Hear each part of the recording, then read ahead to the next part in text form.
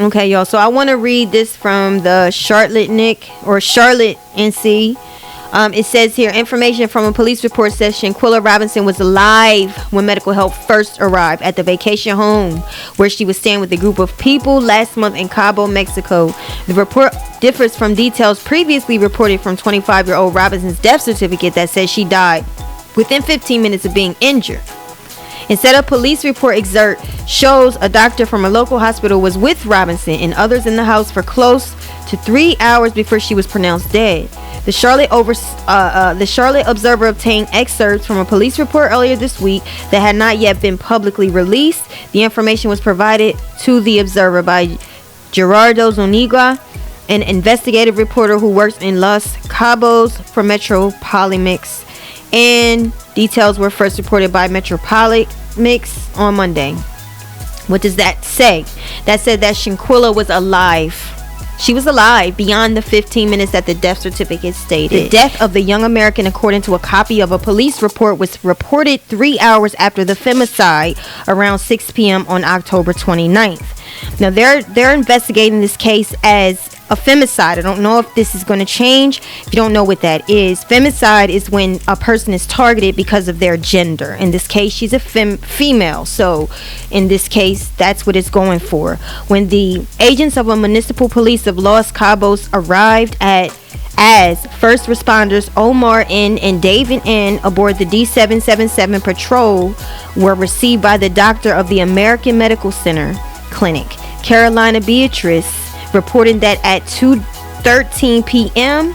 they had requested the consultation service for the young Shanquilla Brenda Robinson, commenting that the doctor, she revealed after an hour, after receiving the report around 3:15 a.m., where she said she had found a female person.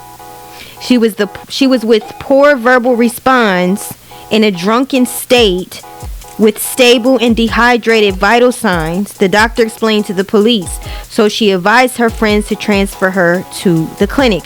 Now, as you can hear in this first portion that they said before about her state, about Shanquilla's state, is that she had poor verbal responses, so she was hardly talking. She appeared to be in a drunken state, mind you.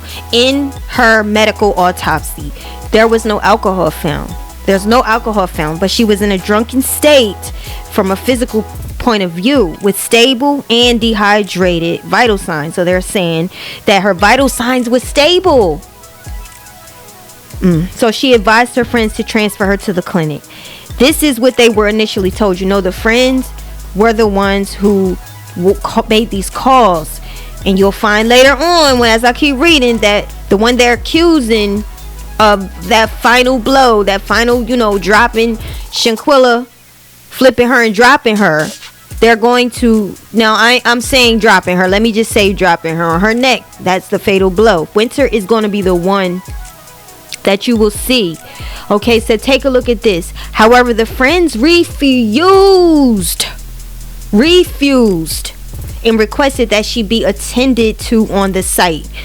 Y'all, these people, these friends, they refuse that Shanquilla is what they're saying, that they take her to the hospital. They wanted the doctor to come to her. Now, they already felt guilty. They already knew what they did. They beat her to a cop.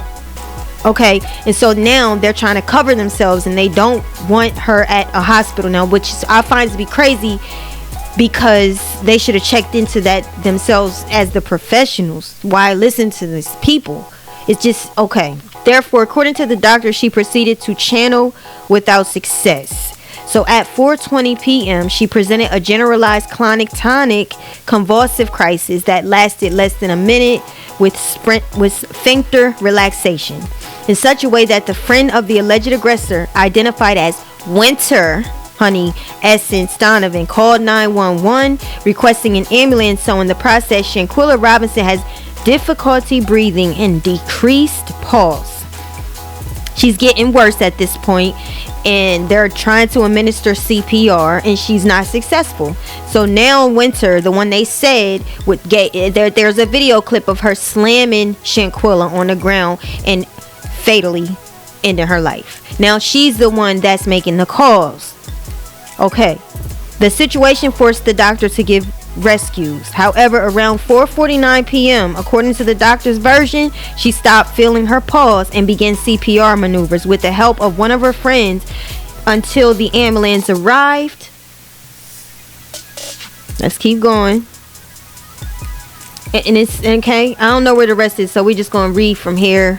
In summary, according to the doctor, they performed a total of 14 CPR compressions, applying 5 doses of adrenaline and 6 discharges without success. But she did not have a pupil reflexes. So her eyes wasn't, when they shocking her, and giving her CPR and suppressions sessions and all these things, there was no change in like her eyes. I guess that's a sign that she has life. There was no signs of life in her pupils. They wasn't reflexing, popping open. You know what I mean? So that's harsh. Dr. Carolina Beatrice declared the young American clinically dead at 5:57 p.m. Subsequently, at 6:35 p.m., the first responders proceeded to make a telephone link through the C2 to the agent of the public ministry, and the name is Julio Daniel, recounting the facts. So he instructs the filling of the corresponding minutes and waiting for the arrival of the ministerial police. Of course, the doctor's version of the American Medical Center is contradictory with the information on the death certificate, stating that the time between injury and death was only 15 minutes. Y'all, it was at least an hour. She was live, and I know I'm off. She was alive. Shanquilla was alive. I personally blame these people that was supposed to be taking care of her and not beating her up. I blame them, and I blame them for not making sure she gets to the hospital. They're the ones with her. They're the ones that see her health, her life fading right in front of them. I blame them. I blame the doctor that came on site. I blame these liars that's trying to cover up, y'all. So we will get more into this, but I wanted to put the information out there. What y'all thinking about it? Let me know in the comments. And let's get to the rest. Let's get to the rest of this video, of this commentary. Let's go.